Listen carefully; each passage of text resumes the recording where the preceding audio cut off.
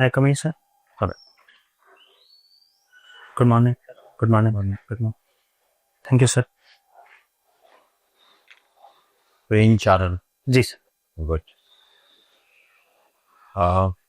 You have done your history, geography, political science graduation ji sir.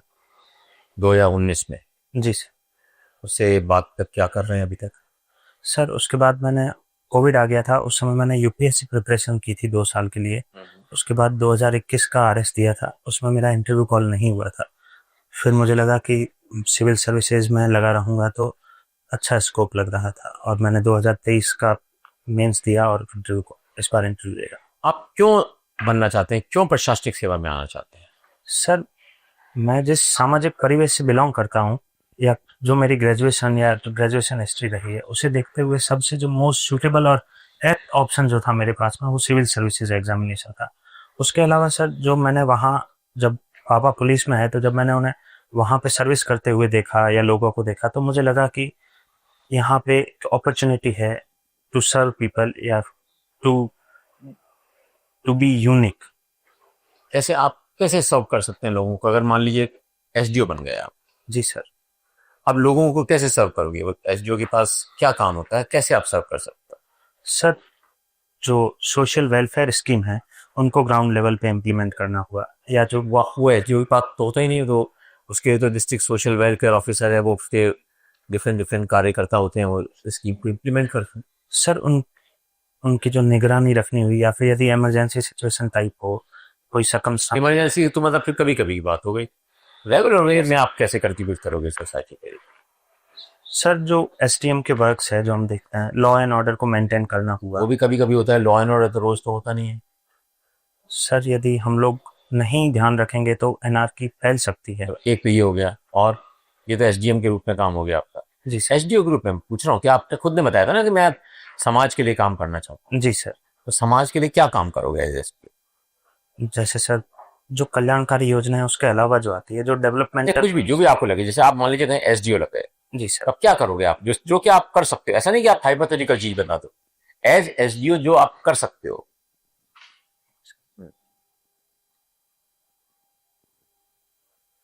Sir जो workshops हुई, basic लोगों को uplift करना, लोगों को एम्पावर करना, उन्हें अवेयरनेस देने की सरकार ये प्रयास कर रही है, उन्हें एजुकेट करने के लिए प्रमोट करना, ये सब वर्क किए जा सकते हैं फील्ड के अलावा. नहीं तो वो तो कोई भी करेगा, किसी पोस्ट पे होगा. अगर मतलब आपके जो मन में इच्छा है ना, वो कैसे पूरी करोगे? जैसे मेरे मन में आपने कहा कि मेरे मन में लक्ष्य है कि मैं समाज की सेवा करना चाहता हूँ, जी सर. समाज के लिए अच्छा करना चाहता हूँ, कैसे करो? सर एक अथॉरिटी मिलती है, जब आपके पास में अथॉरिटी होती है तो लोग आपको सुनते हैं, लोग फॉलो करते हैं, तो वो पावर यूटिलाइज की जा सकती है. ओके. अच्छा ये बताओ कि पॉलिटिकल साइंस आपने खूब पढ़ा है? जी सर. अच्छे से पढ़ा है ना? सर ग्रेजुएशन के टाइम पढ़ा था. लेकिन अपने आसपास जो हो रहा है उसके बारे में कुछ तो हम ध्यान रखते ही होंगे. जी सर. ये बताओ कि जो संसद के अंदर जी सर. डिफरेंट कमेटीज होती हैं, जी सर. जैसे पब्लिक अकाउंट्स कमेटी हुई, पब्लिक अकाउंट कमेटी का क्या रोल होता है और वो किस तरह से काम करती है? सर जो पब्लिक अकाउंट्स कमेटी है, वो गवर्नमेंट के जो एक्सपेंडिचर है, जो पब्लिक अकाउंट से गवर्नमेंट एक्सपेंडिचर कर रही है, उन पे बेसिकली उनकी ऑडिट या अकाउंट करना, उन पे निगरानी रखना. नहीं, ऑडिट एंड अकाउंट का तो अलग होता है. ऑडिट एंड अकाउंट सर्विस है, ऑडिटर्स होते हैं जो अपने तरह तरह के वो पैरा बनाते हैं, उस पैरा के ऊपर डिस्कशन करते रहते हैं. तो फिर ये अकाउंट्स कमेटी क्या खुद थोड़ी पैरा बनाती है? ऑडिट थोड़ी करती है किस चीज का? नहीं सर, जो इसमें गवर्नमेंट के जो स्कीम्स में जो फंड अलोकेट किए गए हैं, उन फंड को किस तरीके से यूटिलाइज किया गया. उनको कैसे पता चलता है? इतनी सारी स्कीम्स हैं, कहाँ कहाँ कौन सी स्कीम इंप्लीमेंट हो रही है, उनको कैसे पता लगता है कि इस स्कीम में यहाँ पर ये गलती हो गई? सर जो बजट एलोकेशन होता है उससे हमें पता चलता है कि कितना फंड एलोकेट किया गया है, और जो बेसिक न्यूज़ या फिर जो मीडिया से या जो अधिकारियों से पता चलता है, या फिर जो कैग की रिपोर्ट से पता चलता है कि सरकार की ये पार्सिमोनी रही है स्कीम में यूज़ करने में, या फिर यहाँ पे सरकार ने ज़्यादा एक्सपेंडिचर कर दिया है, इससे कम में हो सकता था, उस काम का अवलोकन करते हैं. ओके. अब मुझे एक बात बताओ कि राजस्थान के अंदर हम कहते हैं कि पंचायती राज का प्रारंभ राजस्थान से हुआ. जी सर. कब हुआ था ये? सन 1959। फिर ये बाद में जो 73 और 74 अमेंडमेंट हुए कि अब पंचायती राज बड़ा स्ट्रांग हो गया है, ये हो गया है, जी तो उस समय के पंचायती राज में और इस समय के पंचायती राज में क्या फर्क हो गया? उस समय भी हम लोग देखते थे, जब हम लोग सर्विस में आए थे, वही सरपंच होते थे, वही विकास अधिकारी होते थे, वही जिला परिषद होती थी। ऐसा क्या हो गया, क्या चीज हो गई? सर, सबसे पहले तो 73 और 74वें संविधान संशोधन ने हम लोगों ने पंचायती राज को संवैधानिक दर्जा दे दिया। संवैधानिक दर्जा देने से जो सब सब्जेक्ट्स जो है उनको एनलिस्ट किया गया कि विधानसभा ये सब्जेक्ट्स पंचायती राज और म्युनिसिपैलिटीज को डिवॉल्व कर देगी, उस पे कानून बनाने का, उसे मेंटेन करने का पूरा अधिकार पंचायत को दे दिया, जिससे सर ग्रास रूट लेवल जो डेमोक्रेसी है वो स्ट्रेंथन हो गई, पीपल पार्टिसिपेशन जो है वो ज्यादा इंक्रीज हो गया। आज हम देखते हैं कि पंचायत लेवल पे या ग्राम सभा जो है वो काम का अवलोकन करती है अच्छे तरीके से। अवलोकन करते हैं। आप कभी अपने गांव में जाके देखा है?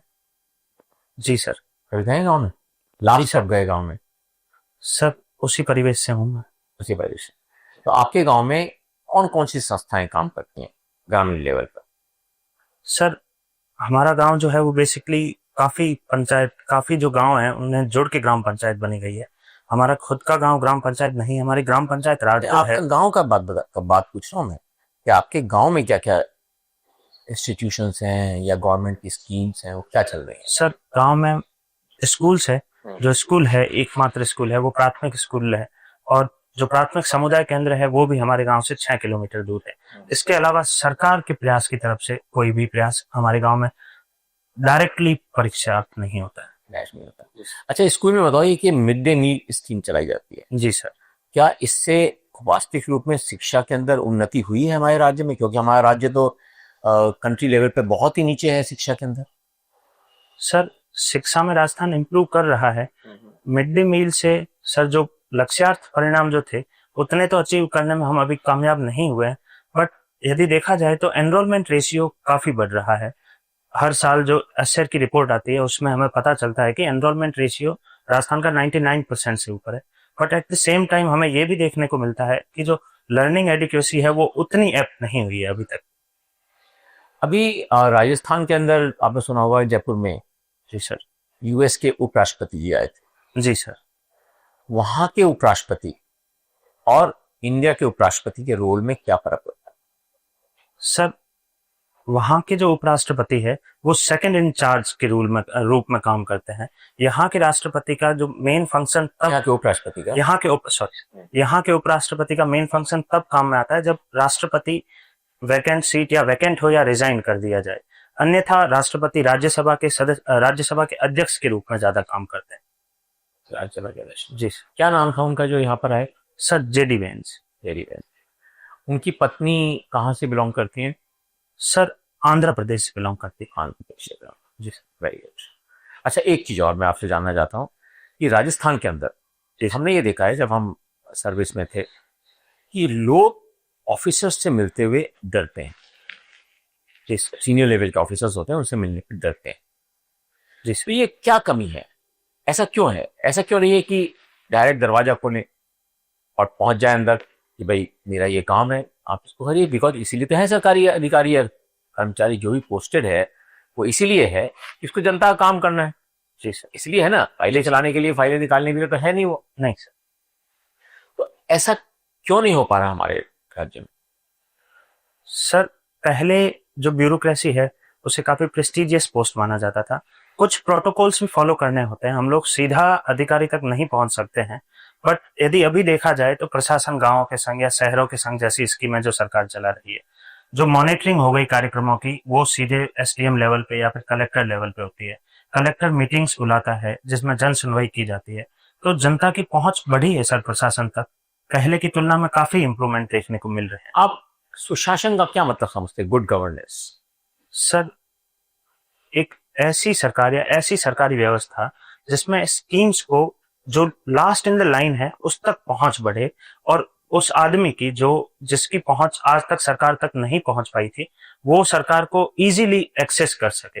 जिसके लिए सरकार ने जो बेसिक प्रयास किए हैं, यदि हम लोग आईसीटी लेवल पे देखें, जिनसे सर गवर्नेंस या सर्विस डिलीवरी काफी इंप्रूव हुई है, इसे हम गुड गवर्नेंस कह सकते हैं। Good, thank you sir. Thank you.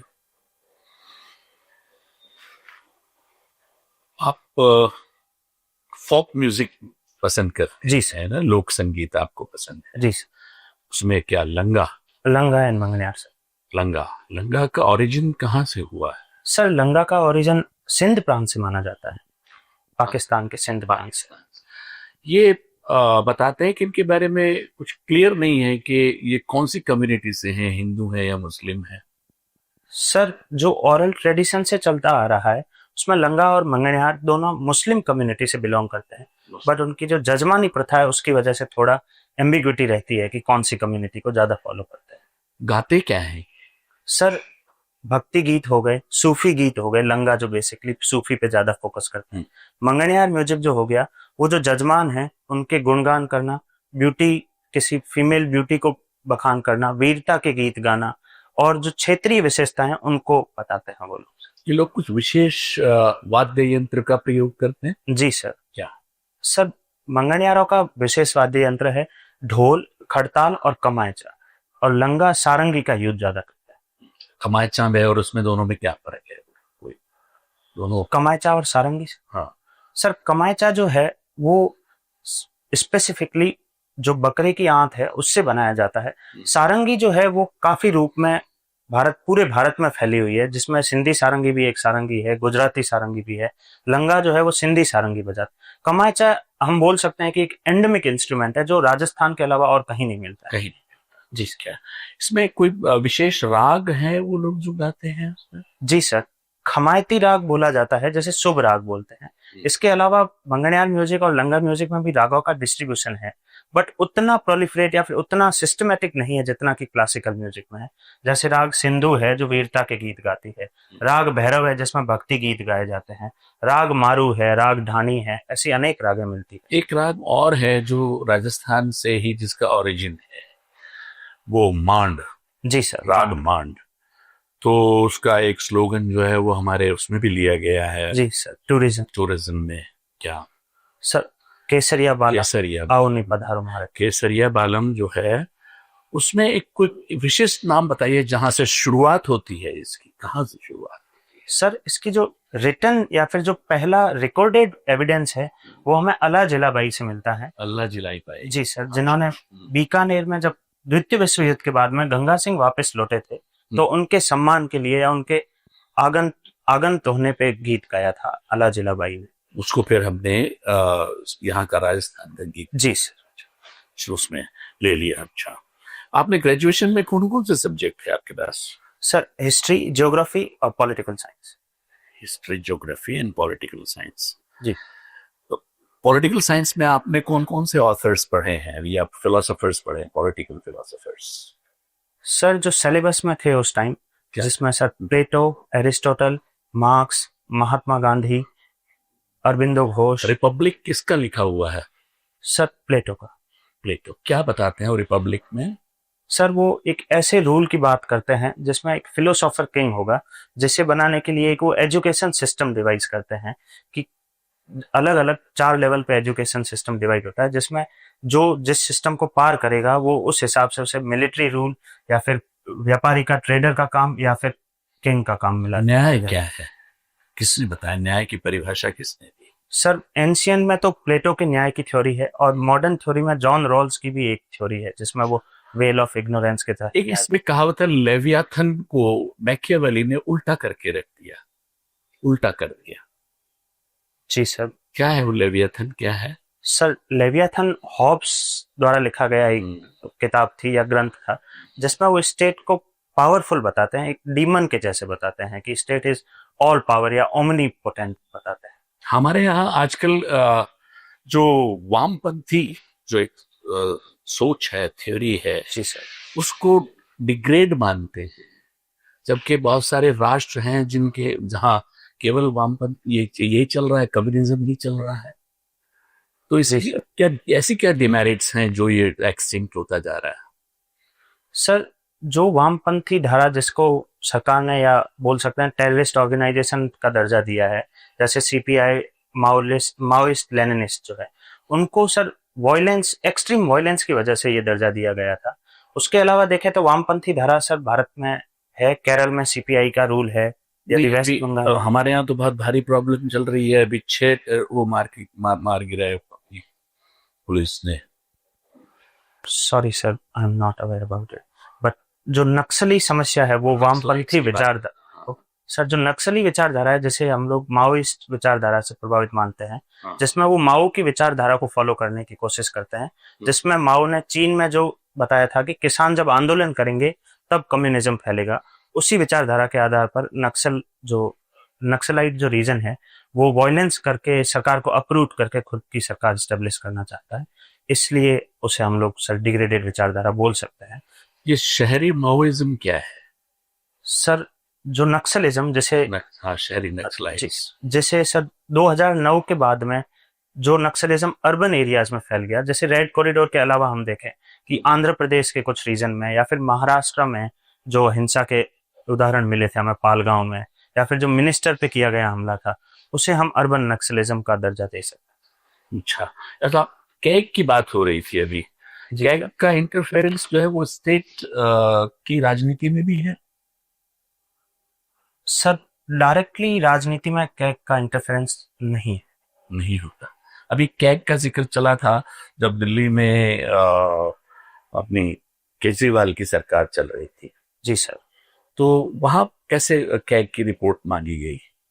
Sir जो लिकर स्कैम पे जो कैग की रिपोर्ट थी कि जो लिकर पॉलिसी थी दिल्ली गवर्नमेंट की, उसमें जो डेविएशन मिले थे, या फिर बोल सकते हैं कि उसमें जो कॉन्ट्रैक्ट्स दिए गए थे दिल्ली सरकार की तरफ से, उसे कैग ने स्क्रूटनाइज किया था। उस रिपोर्ट के आधार पे सरकार ने ये बताया था कि जो एलोकेशन है या फिर जो लिकर कॉन्ट्रैक्ट्स है उसमें धांधली की गई। अच्छा, सर ने एक सवाल पूछा था आपसे कि अभी ग्रामीण विकास हुआ है।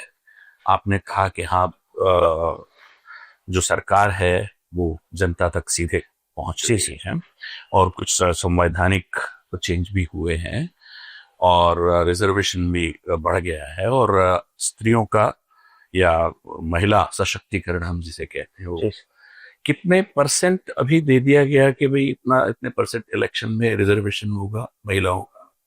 सर जो पार्लियामेंट में अभी नारी वंदन एक्ट पास हुआ है उसमें 33% रिजर्वेशन दिया गया है, और पंचायत में पहले से 33% नेशन वाइड है, जिसे स्टेट गवर्नमेंट बढ़ा सकती है, जिसके तहत राजस्थान में 50% रिजर्वेशन बढ़ा दिया गया।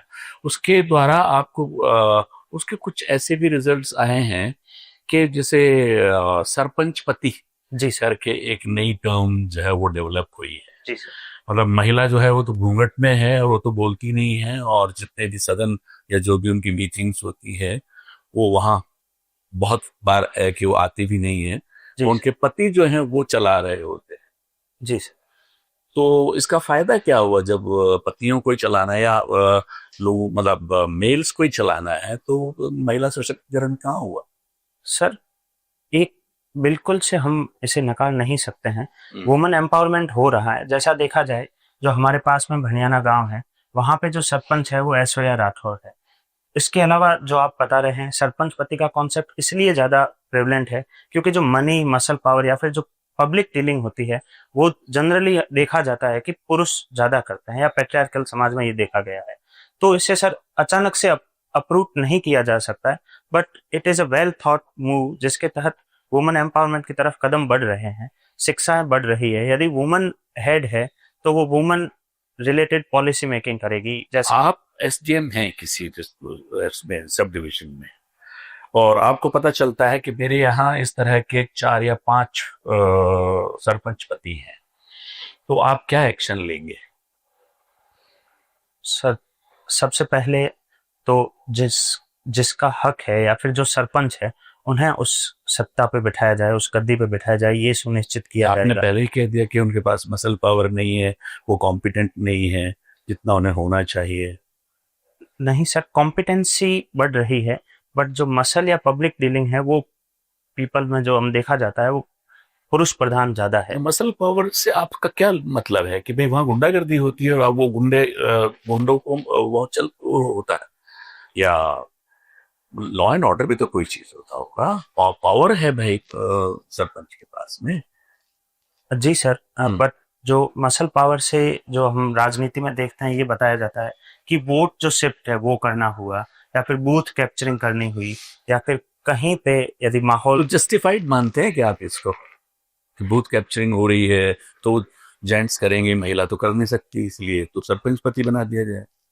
नहीं सर, सबसे पहले तो बूथ कैप्चरिंग के कॉन्सेप्ट को ही हमें हटाना चाहिए, कोशिश करनी चाहिए कि ना हो, ना ही वुमन से ना ही मेल से, किसी से बूथ भी। कैप्चरिंग पे अभी एक वो हुआ था, और एक पब्लिक रिप्रेजेंटेटिव ने एक एसडीएम साहब को मारपीट भी हो गई थी। जी सर।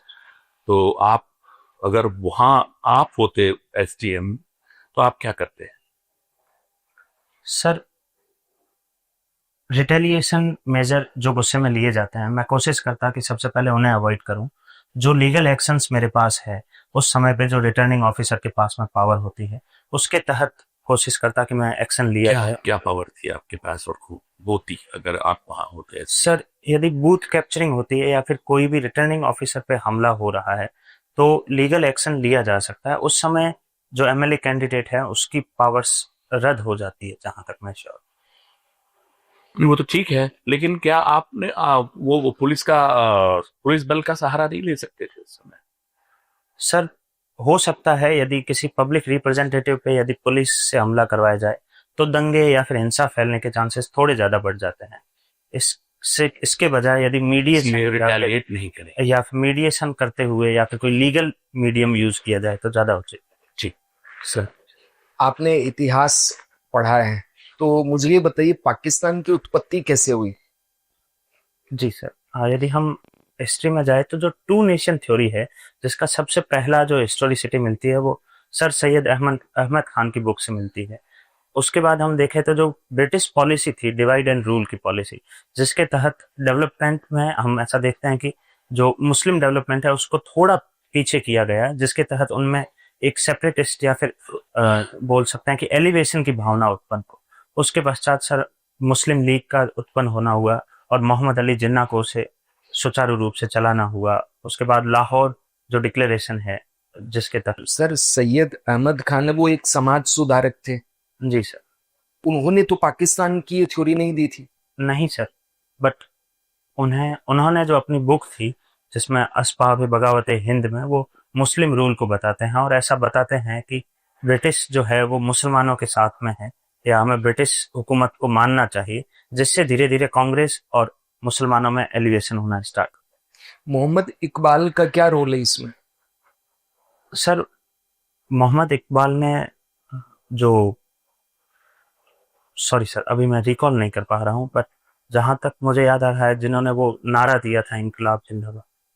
नहीं, पाकिस्तान के संदर्भ में मैं पूछ रहा हूँ। जी सर, सबसे पहले पाकिस्तान टर्म कॉइन मोहम्मद इकबाल करते हैं। पहले जैसे आप देखते हैं कि सर सैयद अहमद खान ये देशभक्त थे, फिर आपने बताया कि इस तरह से हुआ। मोहम्मद इकबाल जी थे, वो देशभक्त थे, फिर उन्होंने अलग देश की बात की। जिन्ना भी पहले सेकुलर थे, बाद में सांप्रदायिक हो गए और अलग देश की इन्होंने डिमांड की। तो ये इतना एकदम चेंज कैसे आया? इसके क्या कारण थे, विशेषकर जिन्ना के संदर्भ में? जी सर, विशेषकर जिन्ना के संदर्भ में देखें तो जो कांग्रेस की हिंदू अपीजमेंट जो पॉलिसी थी, या फिर आरएसएस का गठन होना हुआ, या फिर उस समय पे जो मूवमेंट चलाए गए थे, जिनका नाम जैसे तिलक उत्सव, तिलक स्वराज फंड रखना हुआ, गणेश उत्सव, शिवाजी उत्सव मनाना, उससे धीरे धीरे एलिवेशन होना शुरू हुआ था। लेकिन ये जो जितने भी उत्सव थे इस तरह के, ये केवल स्वतंत्रता संग्राम को बढ़ावा देने के लिए ही चलाए जा रहे थे, इनका धर्म से कोई लेना देना नहीं था। जी सर, बट यदि देखा जाए तो किसी भी धार्मिक संकेत को यूज किया जाए तो किसी माइनॉरिटी को इंस्टिगेट किया जा सकता है। तो उसी थ्योरी पे काम करते हुए यदि देखा जाए, पावर सीकिंग जो थ्योरी बोला जाता है पॉलिटिकल साइंस में, यदि तो उस थ्योरी पे काम करते हुए जिन्होंने पब्लिक को मोबिलाइज किया था। तो क्या आज हमारे देश में आपको लगता है कि इस तरह के जो इवेंट हो रहे हैं धर्म को लेकर, ये तो बहुत ज्यादा हो रहे हैं? क्या हमारे देश के समक्ष इस तरह का आज भी कोई खतरा है फिर? नहीं सर, ऐसा मैं नहीं बोलूंगा, क्योंकि अभी जो एक्ट जो आपने बताया, ये जो एक्ट हम देख रहे हैं, वो एक्ट बहुत ज्यादा लेवल पे सेक्युलर फंक्शन से रिलेटेड है। धर्म के जो सेक्युलर फंक्शन है उस पे किए जाने वाले ज्यादा है, उन्हें मेंटेनेंस करने के लिए जो किया जा रहा है। सीधा धर्म का प्रचार राज्य आज भी नहीं करता है। अभी हाल ही के अंदर पश्चिम बंगाल के मुख्यमंत्री ने भगवान जगन्नाथ का मंदिर उसका उद्घाटन किया। जी सर। इससे पहले हमारे देश के प्राइम मिनिस्टर ने राम मंदिर का उद्घाटन किया। We are secular state.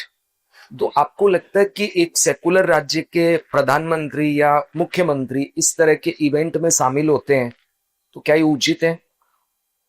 Sir इसके पॉजिटिव और नेगेटिव दोनों एस्पेक्ट्स हो सकते हैं। यदि देखा जाए तो जवाहरलाल नेहरू ने सोमनाथ मंदिर जाने से मना किया था, स्टेटिंग कि यदि ये सेक्युलर फंक्शन नहीं है तो कोई प्रधानमंत्री जैसे पोस्ट का आदमी वहां नहीं जा सकता, ये उनके बयान। But at the same time देखा जाए तो पब्लिक एट लार्ज है, उसे भी मैसेज दिया जाता है। तो सर्विस डीलिंग के लिए भी या फिर पॉपुलिस्ट मेजर के लिए भी सरकार ये काम करती है। नहीं, लेकिन चलिए, आपने एक इतिहास बताया तो वहां पे मैं आपको ये भी बता दूं, हमारे देश के पहले राष्ट्रपति थे, वो जाना चाहते थे इसमें। जवाहरलाल नेहरू जी का आपने कहा वो नहीं जाना चाहते थे। जी सर। मेरा सीधा सा प्रश्न है कि आज हमारे देश के प्रधानमंत्री या मुख्यमंत्री या इवन बहुत सारे मुख्यमंत्री इस तरह के इवेंट में शामिल होते हैं। जी सर। यहाँ तक कि जो मुस्लिम सीएम है वो किसी मस्जिद के इवेंट में शामिल होते हैं। तो हम तो एक सेकुलर राज्य है ना, फिर ये सरकार के प्रतिनिधि क्यों इसमें शामिल होते हैं? सर जहां तक पब्लिक वायलेंस या फिर पब्लिक सेंटिमेंट इंस्टिगेट ना हो तब तक कोई भी ऐसा एक्ट किया जा सकता। चलिए, आपको मैं थोड़ा करेक्ट करा रहा हूँ, आपका डायरेक्शन गलत जा रहा है। इंडियन सेकुलरिज्म और western secularism both are same और different concept. Sir fundamentally same है बट टेक्निकल एस्पेक्ट पे देखा जाए तो डिफरेंट है। बताएं क्या अंतर है? सर जो वेस्टर्न सेक्युलरिज्म है उसके अंदर जो पॉलिटी है वो खुद को कंप्लीटली धर्म से अलग करती है, रिलीजन से। इंडियन जो सेक्युलरिज्म है उसमें जो इंडियन स्टेट है वो सब धर्म को एक समान प्रोलिफरेट करेगा, एक समान डेवलपमेंट का आस्पेक्ट। तो फिर इसमें दिक्कत क्या है अगर प्रधानमंत्री मंदिर के उद्घाटन में जा रहे हैं तो? सर यदि वायलेंस ना हो तब तक कोई दिक्कत नहीं होनी चाहिए। यदि कोई पब्लिक एट लार्ज के सेंटिमेंट्स। चलिए कोई नहीं, म्यांमार में अभी भूकंप आया, जी सर। उस रीजन में ही क्यों आया? सर जो इंडो बर्मा प्लेट है, जो ऑस्ट्रेलियन प्लेट से अलग जो माइनर प्लेट है, उनके बीच में टकराव की वजह से यहाँ भूकंप के चांसेस ज्यादा बढ़ जाते हैं। ओके, भारत को सीस्मिक हिसाब से कितने भागों में बांटा गया है? सर फाइव जो। कौन कौन से हैं बताएं? Sir seismic zone 2, 3, 4, 5 and 6। 6 तो नहीं है। Sorry sir. राजस्थान किस जोन में आता है? Sir I am not sure if I am allowed to guess. नहीं, नॉट अलाउड। चलिए कोई नहीं, जातिगत जनगणना, यही सरकार पहले इसका खूब विरोध कर रही थी। एलओपी जो प्रेजेंट में राहुल गांधी जी, वो ये मुद्दा लेके आए थे चुनाव के समय, तो उनकी खूब आलोचना हुई कि जाति आधारित राजनीति कर रहे हैं, इससे देश का विभाजन होगा, जातियों में एक तरह से संघर्ष बढ़ेगा। आज वही गवर्नमेंट है, वो जातिगत जनगणना को बहुत बढ़ा चढ़ा के प्रमोट कर रही है, इसको बहुत ज्यादा मतलब ग्लोरीफाई कर रही है। तो आपको लगता है कि हमारी जो गवर्नमेंट है वो अपने स्टैंड से एकदम ही विपरीत चली रही है? सर सरकार ने पहले जातिगत जनगणना से मना किया था क्योंकि ये साइड करते हुए कि वायलेंस या फिर कास्ट बेस्ड जो वायलेंस है वो बढ़ सकता है। बट अभी यदि देखा जाए तो हमारी जनगणना को भी काफी समय हो गया है और जो सरकार की पॉपुलिस्ट मेजर्स जो हैं, जो सरकार की पॉलिसी है, उनको किस समुदाय तक या मेरा प्रश्न ये है मिस्टर, मैं करूं तो कैरेक्टर ढीला, आप करें तो रासलीला। एलओपी कर रहे हैं तो कह रहे हैं कि गलत है, विपक्ष कह रहा है तो सरकार और प्रधानमंत्री कह रहे हैं गलत है। वही चीज अब गवर्नमेंट इसको बहुत ग्लोरीफाई करके कर रही है। तो मेरा ये प्रश्न है, स्टैंड क्यों चेंज हो रहा है गवर्नमेंट का? क्या तर्क दिए जा रहे हैं? सर या केवल पॉलिटिकल एडवांटेज लेने के लिए बिहार चुनाव और इनको फायदा लेने के लिए ऐसा किया गया? सर विपक्ष जो एक्विजिशन लगा रहा है उनमें से एक ये भी है कि जो चुनाव आ रहे हैं, जिसमें बिहार का जो अभी चुनाव है या यूपी के जो अगले चुनाव है, उनके लिए सरकार ये मूव कर रही है। बट यदि देखा जाए तो ओपोजिशन का काम सरकार को चेक करना होता है, उनकी पॉलिसीज को सुधारना होता है, जिसके लिए मोदी जी उसके लिए एग्री हुए हैं। तो ये विपक्ष का जो रोल है डेमोक्रेसी में उससे ज्यादा अच्छे से बताता है। चलिए थोड़ी इसकी हिस्ट्री बताइए। आजादी से पहले कभी कास्ट सेंसस हुआ है क्या, और आजादी के बाद क्या इसके ऊपर गवर्नमेंट का स्टैंड रहा है? जी सर, आज़ादी से पहले 1881 से जो निश्चित रूप से सेंसस होने शुरू हुए थे, तब से ब्रिटिश सरकार जो है वो कास्ट इन्यूमरेशन भी कर रही थी। उसके बाद लगातार सेंसस में 1931 तक कास्ट सेंसस हुआ था। 1941 के जो डेटा थे वो कभी पब्लिश नहीं हुए वर्ल्ड वॉर की वजह से। आफ्टर इंडिपेंडेंस नेहरू जी ने कास्ट सेंसस को डिक्लाइन कर दिया था, ये कहते हुए कि ऑलरेडी जो विभाजित समाज है इसको ये और ज्यादा विभाजित कर देगा। उसके पश्चात 2010 में प्राइम मिनिस्टर तत्कालीन जो प्रधानमंत्री थे मनमोहन सिंह जी, उन्होंने कास्ट सेंसस की बात की थी, जिसके तहत 2011 में SECC जनगणना करवाई गई थी, जो जनगणना के अलोंग साइड करवाई गई थी, जनगणना के साथ नहीं थी। क्या उस कास्ट सेंसस थी या सोशियो इकोनॉमिक सेंसस थी? सर सोशियो इकोनॉमिक सेंसस थी, जिसमें इकोनॉमिक क्राइटेरिया को भी तवज्जो दी गई थी। चलिए ठीक है। एक वक्फ अभी चर्चा में है, वक्फ एक्ट बना है। जी सर। ऐसे कौन कौन से पॉइंट्स है जिसको लेकर के मुस्लिम संप्रदाय काफी एग्रेसिव है और उसका विरोध किया जा रहा है? कुछ पॉइंट बताइए। जी सर, एक जो मुद्दा है जिसमें जो 2 नॉन मुस्लिम मेंबर्स को वक्फ बोर्ड में अपॉइंट किया जा रहा था, उसके खिलाफ चर्चा हो रही थी। जो वुमेन मेंबर थे वक्फ बोर्ड में, उसके खिलाफ मुस्लिम समुदाय प्रोटेस्ट कर रहा था। और जो सेक्शन 40 के अंडर कलेक्टर को पावर दी गई थी किसी भी वक्फ प्रॉपर्टी को ऑथराइज या अनऑथराइज करने की, और वक्फ बाय यूजर जो प्रोविजन था उसके अगेंस्ट में मुस्लिम समुदाय प्रोटेस्ट कर रहा है। ये 2 टर्म यहाँ पे थे, वक्फ बाय यूजर एंड वक्फ बाय डेड। इनका क्या मीनिंग है? जी सर, वक्फ बाय यूजर में यदि कोई वक्फ प्रॉपर्टी जो है वो 5 साल से कंटिन्यूअस यूज में है तो उसे वक्फ बोर्ड वक्फ प्रॉपर्टी डिक्लेयर कर सकता है। ओके चलिए ठीक है। तो वक्फ बाय यूजर के तहत मान लीजिए अक्सर आप देखते हैं कि मुस्लिम धर्म को मानने वाले हैं, ये कई बार सड़क के ऊपर नमाज अदा करते हैं। तो अगर मान लो सालों से उस प्लेस को इस्तेमाल कर रहे हैं तो क्या ये वक्फ बाय यूजर के हिसाब से वक्फ प्रॉपर्टी हो जाएगी क्या? सर वक्फ बाय यूजर के अकॉर्डिंग यदि कोई प्रॉपर्टी जो ऑथराइज नहीं, पहले से रजिस्टर्ड नहीं है, उस प्रॉपर्टी पे यदि कोई 5 साल से मुस्लिम प्रैक्टिस जो समुदाय जो मुस्लिम प्रैक्टिस की जा रही है उसके तहत वो कर सकते हैं। बट जो सरकार की प्रॉपर्टी है जैसे रोड या फिर उन पे जो है वो अभी एलिगेशन चल रहे हैं, वो यही मुद्दे चल रहे हैं जिसकी वजह से जो रिकॉर्ड है उसको स्ट्रीमलाइन किया जा रहा है। ठीक है। आपका अगर आरएस में इस बार चयन नहीं हुआ तो क्या करेंगे आप? सर दोबारा प्रयत्न कर, फिर भी चयन नहीं हुआ तो? सर हो सकता है, जहां तक मैंने पिछले काफी समय से बीच में लंगा मंगनिया म्यूजिक के लिए काम किया था, हमारा एक 3 मेंबर का दोस्त था, तो शायद फिर मैं उस तरफ वापस लौट सकता। Certainly. Thank you very much. We shall just call you back. Abidullah.